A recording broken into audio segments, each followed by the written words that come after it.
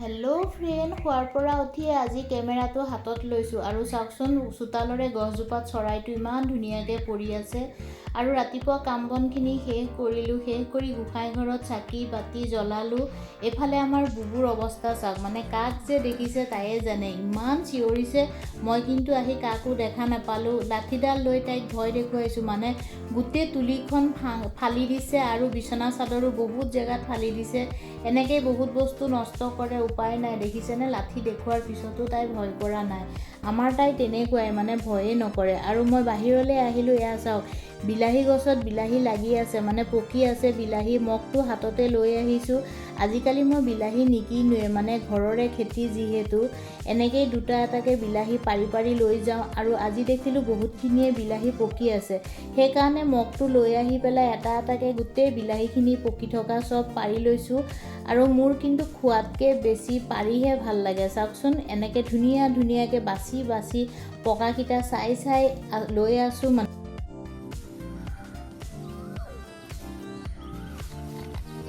মাজে মাজে ডাঙৰ বিলাহীও হৈছে, চাওকচোন দেখিয়ে ভাল লাগে কিবা এটা। ডাঙৰ ডাঙৰ বিলাহীকেইটাও চাই চাই বাছি লৈছোঁ, নহ'লে তলতে বহুতকেইটাই চালোঁ গেলি গৈছে। সেইকাৰণে আধা কেঁচা হ'লেও ধুনীয়াকৈ পাৰি ল'লোঁ। এয়া চাওক গোটেই মগটোত এক মগ হৈছে, মানে ডাঙৰ এটা মগত পূৰা এক মগ বিলাহী হৈছে। এয়া মই নিজে কৰা খেতিৰ বিলাহী। এই দুটা চাওকচোন ধুনীয়াকৈ মৰম লগাকৈ বহি আছে, দুইটা মিলি পেলাই। বহুত বন্ধু আজিকালি।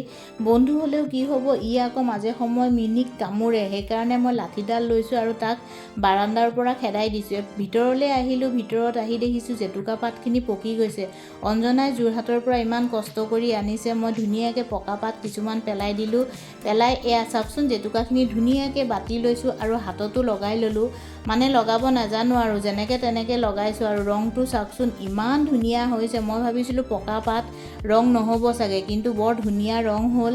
আৰু গধূলি হৈ গ'ল, এনেকৈ দিনটো পাৰ কৰিলোঁ। ধুনীয়াকৈ মিঠৈ এটুকুৰা লৈ হাতত এক কাপ চাহ দি খাবলৈ মন গ'ল, বনালোঁ আৰু ধুনীয়াকৈ চাহকাপ মিঠৈৰে খালোঁ। এফালে বনাই আছোঁ কঁঠাল, মানে অনা 2-3 দিনেই হ'ল, কঁঠালখিনি বনোৱাহে হোৱা নাই। সিজালোঁ ধুনীয়াকৈ, সিজাই এনেকৈ পানীখিনি টুকি ল'লোঁ। আপোনালোকে বাৰু কঁঠাল বনালে সিজাই লয়নে আগতীয়াকৈ? মই কিন্তু সিজাই লওঁ।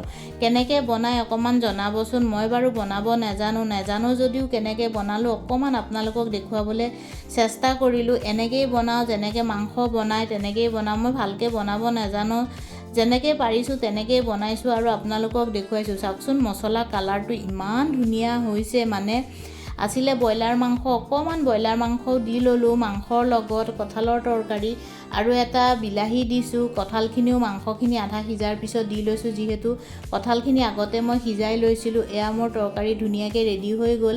আজিৰ দিনটো এনেকৈয়ে খালোঁ বলোঁ কটালোঁ আৰু যিখিনি পাৰোঁ আপোনালোকক দেখুৱাবলৈ চেষ্টা কৰিলোঁ। আপোনালোকে আজি কি বনালে, কি খালে অকণমান জনাবচোন। মোৰ তৰকাৰী হৈ গ'ল আৰু চাওকচোন একদম ধোঁৱাই পূৰা কেমেৰাটো এন্ধাৰ হৈ গ'ল। আজিলৈ আহোঁ, বাই বাই, গুড নাইট।